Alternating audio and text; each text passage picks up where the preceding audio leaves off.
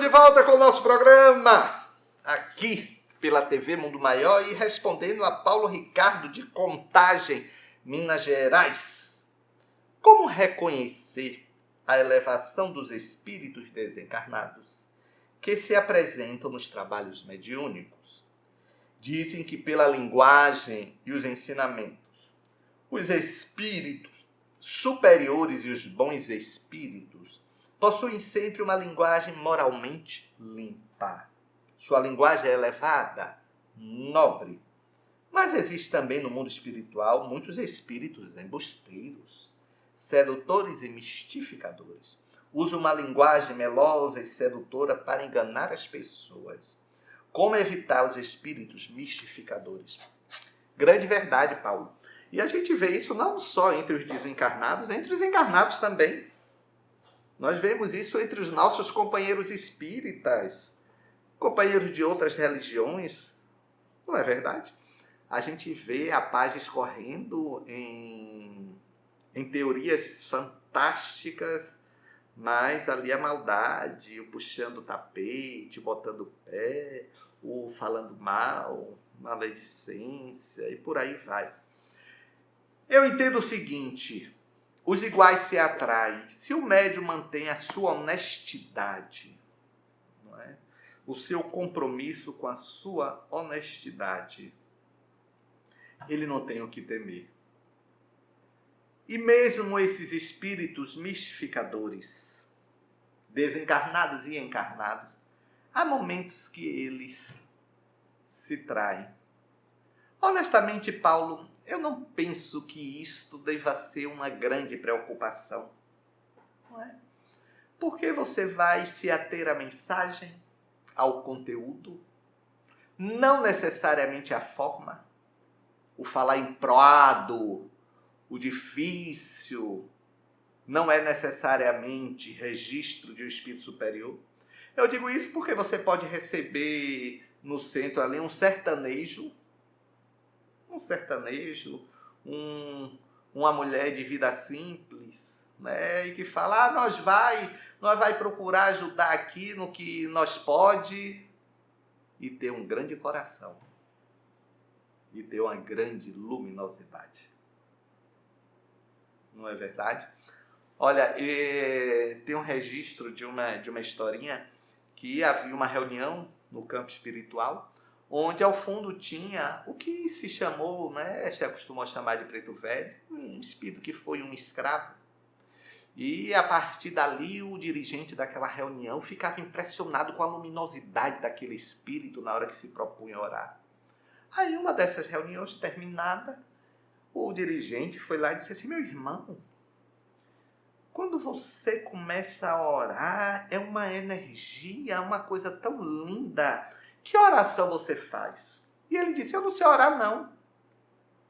Eu fico dizendo, Deus, manda aqui trabalho pro velho, o velho precisa trabalhar. É só isso. Aí o Espírito disse, mas então eu vou lhe ensinar o Pai Nosso. E ensinou o Pai Nosso.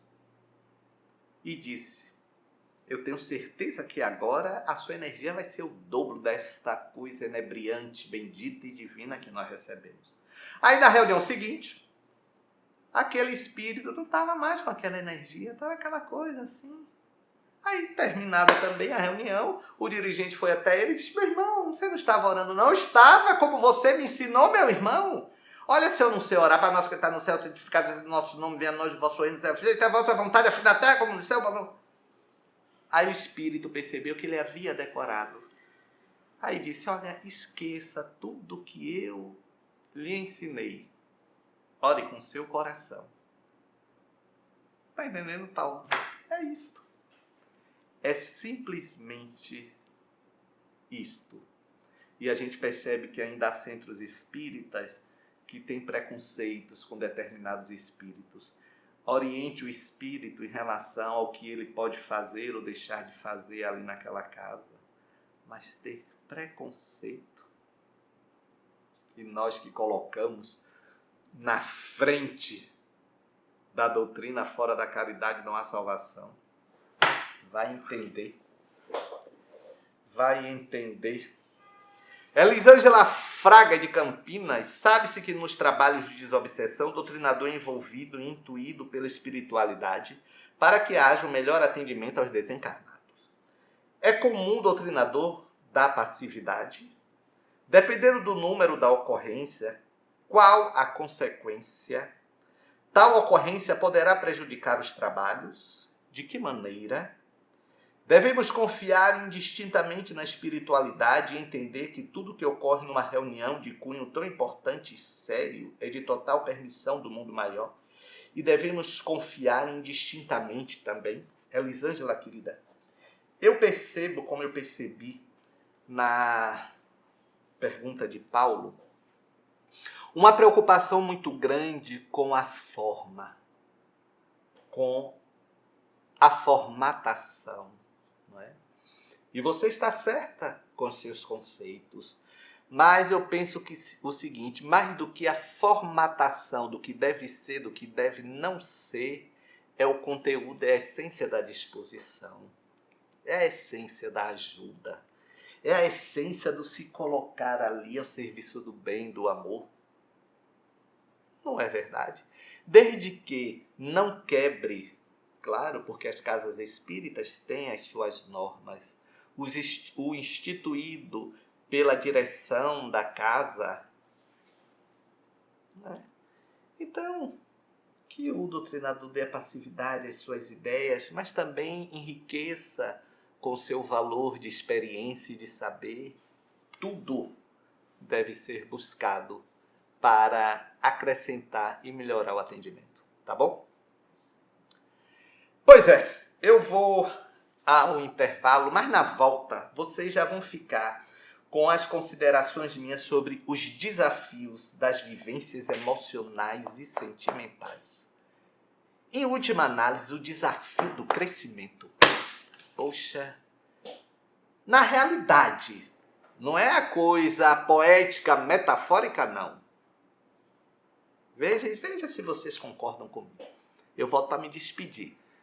Até já. É portador do vírus HIV. E se fosse possível levar esperança para milhares de pessoas?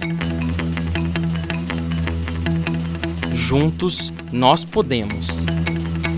Invista neste canal. Invista em um mundo melhor.